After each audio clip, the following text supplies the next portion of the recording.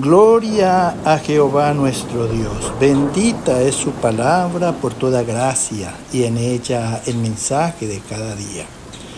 Estamos en el tema Jesucristo, sumo sacerdote y maestro, el Verbo de Dios.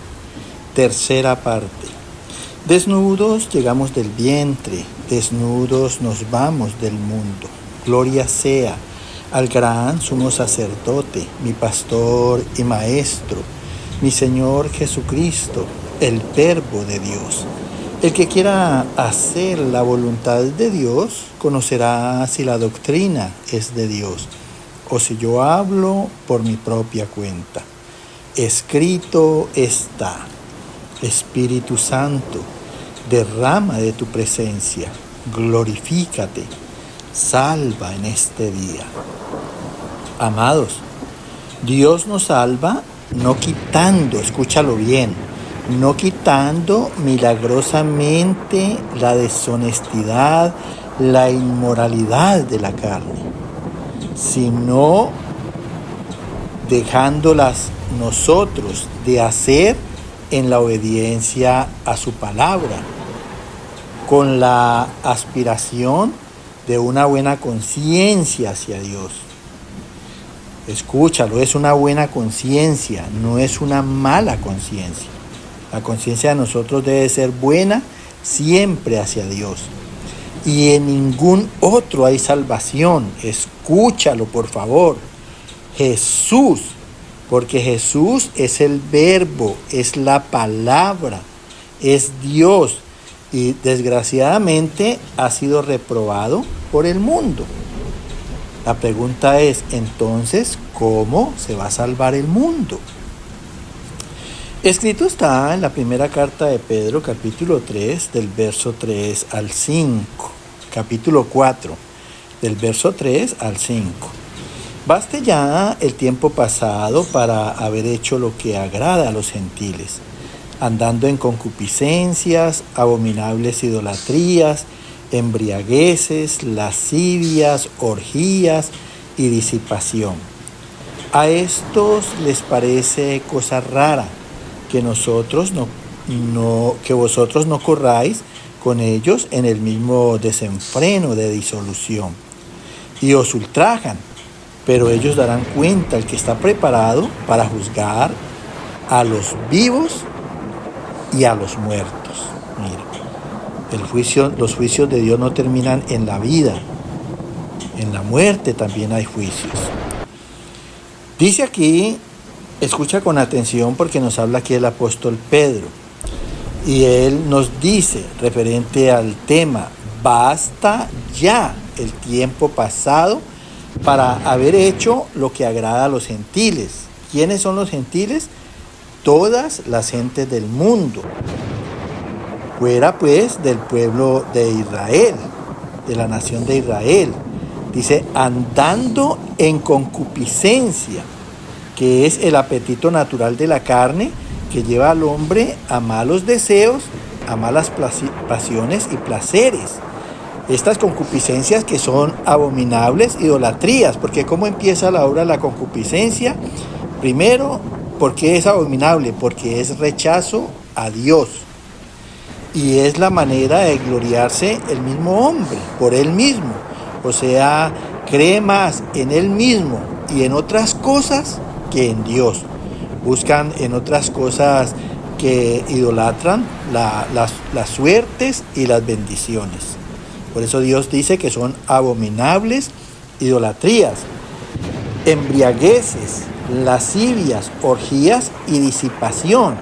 Quiere decir esto que buscan complacencia en los placeres, en los deleites carnales, en los desenfrenos de las pasiones que son para ellos la diversión. Ahora la pregunta es, ¿tú quieres divertirte en tu vida o ser realmente feliz? Porque es que eso es lo que le pasa al mundo. Ellos buscan divertirse, pero la diversión no es sinónimo de felicidad. Son dos cosas diferentes. La felicidad es otra cosa. La felicidad es constante, la diversión es por un ratico. A estos, dice el Señor, les parece cosa extraña, o sea, opinan, y entre ellos están contada nuestra misma familia, porque cuando nosotros hemos dado ese cambio en Dios, ya nos ven raros, ya nos ven diferentes, pues si este nació con nosotros, estuvo con nosotros, hacía todo igual que nosotros, ahora ¿por qué no quiere vivir de la misma manera? Mira, porque eso es lo que pasa con la gente y hasta con la misma familia, que son los primeros enemigos de nosotros. Por eso Dios dice aquí, a través del apóstol Pablo, a esto les parece cosa extraña, rara, diferente, que vosotros no corráis con ellos en el mismo desenfreno de disolución. O sea, que no seamos iguales en ese desorden por las malas costumbres. Porque todos son malas costumbres. Si lo que hace la gente no está considerado dentro de Dios, son malas obras, malas costumbres, tradiciones malas. Y dice, y os ultrajan. ¿Qué quiere decir que nos ultrajan? Pues nos desprecian, porque a través de nosotros no quieren ver el testimonio de Dios, no quieren saber nada de Dios. Mira, pero ellos, dice el Señor, darán cuenta, porque Dios es el que le pagará a cada uno conforme a sus obras. Darán cuenta al que está preparado para juzgar a los vivos y a los muertos. ¿Quién es ese? Nuestro Señor Jesucristo, porque como hombre vino al mundo, murió por nuestros pecados y resucitó al tercer día. Y está en el trono de Dios para que todos comparezcamos ante su tribunal. Así está escrito. Escrito está en el libro de Apocalipsis, capítulo 20, versos 12 y 13. Y el mar entregó los muertos que había en él, y la muerte y el Hades entregaron los muertos que había en ellos. Y vi a los muertos grandes y pequeños de pie ante Dios, y los libros fueron abiertos, y otro libro fue abierto, el cual es el libro de la vida.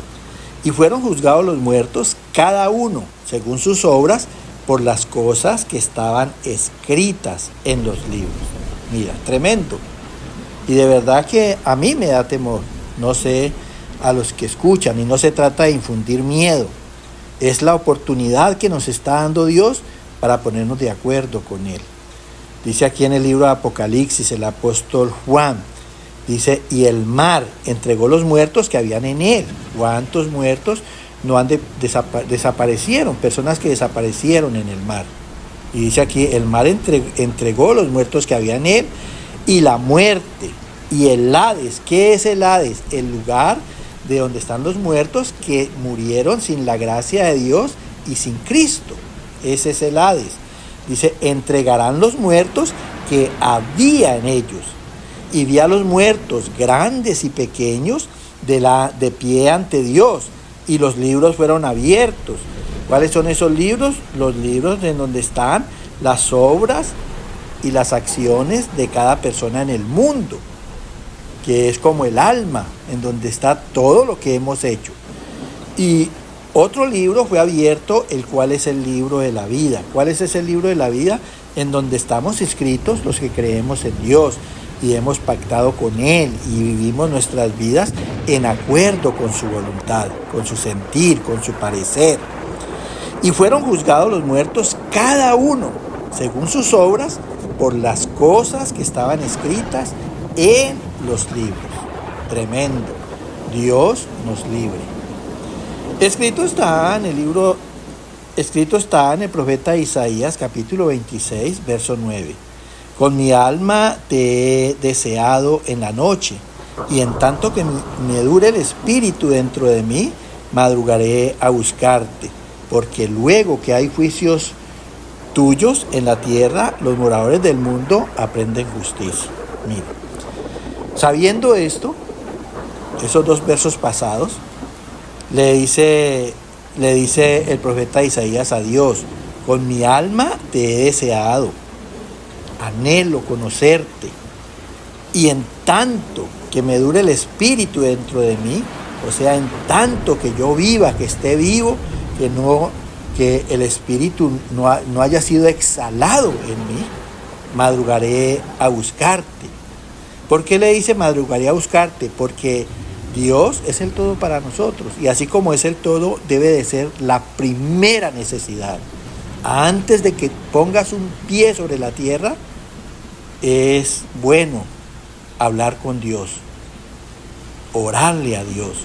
Dice, porque luego que hay juicios tuyos sobre la tierra, esos juicios que se dan a conocer a través de la palabra, para que verdaderamente haya temor de nosotros en nuestras malas acciones, entonces los moradores del mundo aprenden justicia. Mira, tremendo. Escrito está en el libro de los Salmos, capítulo 23, verso 1 y 3. Jehová es mi pastor, nada me faltará. Por amor de su nombre me guiará por sendas de justicia, confortará mi alma. Mira, aquí dice el salmista, Jehová, que es el mismo Jesús, el mismo Espíritu Santo, el mismo Verbo, la palabra que está escrita en las Sagradas Escrituras, es mi pastor. Nada me faltará, porque si yo creo en Dios y lo recibo como mi sacerdote, mi pastor, mi maestro, así como su gloria llena el universo, su gloria llena mi vida. Dios es el todo para mí. Yo me suplo de todo lo que Dios creó en la naturaleza. De eso vivo, de eso como, de eso me visto, de eso me calzo. Dependo totalmente de Dios. Y dice que por amor de su nombre me guiará por sendas de justicia. ¿Cuáles son esas sendas? Sus mandamientos. ¿Y esos mandamientos son para qué? Para obrar justicia. Dice, confortará mi alma. O sea, en esa justicia va a fortalecer nuestras almas para que siempre sean en buenas acciones. Mira qué tan importante. Escrito está en la primera carta de Pedro, capítulo 1, verso 9 y 22. Obteniendo el fin de nuestra fe, que es la salvación de nuestras almas, habiendo purificado vuestras almas por la obediencia a la verdad, mediante el Espíritu Santo, para el amor fraternal no fingido, de corazón puro. Amaos unos a otros entrañablemente. Vuelve y nos habla Dios a través del apóstol Pedro. Aquí dice, obteniendo el fin de nuestra fe, o sea, consiguiendo el propósito de que nosotros oigamos y hagamos lo que Dios nos manda, lo que Dios nos aconseja, lo que Dios nos dirige a través de las Sagradas Escrituras, que ese propósito es con el fin de la salvación de nuestras almas. El tema principal del Evangelio, de las Sagradas Escrituras, habiendo purificado nuestras almas por la obediencia a la verdad, o sea, habiéndonos limpiado de pecado en nuestras almas por la obediencia a su palabra. Mira, solamente que obedezcamos lo que Dios dice, ya eso es suficiente para limpiar nuestras almas de pecado. Mediante el Espíritu Santo, que es el que obra el querer como el hacer cuando entramos en razón con Dios, para el amor fraternal entre hermanos, no fingido, o sea, no aparentado, de corazón puro, que procede con rectitud.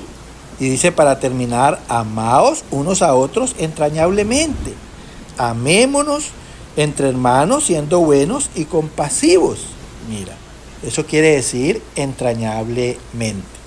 Entonces, las iglesias, porque precisamente quieren tener a la gente dentro de las congregaciones, pues les hablan del amor, de la compasión, del perdón de Dios, de un Dios bueno. Pero la verdad es que es necesario evangelizar sobre el temor que se le debe a Dios por sus juicios y por sus castigos. Que el Señor te siga llenando de gracia. Amén, amén y amén.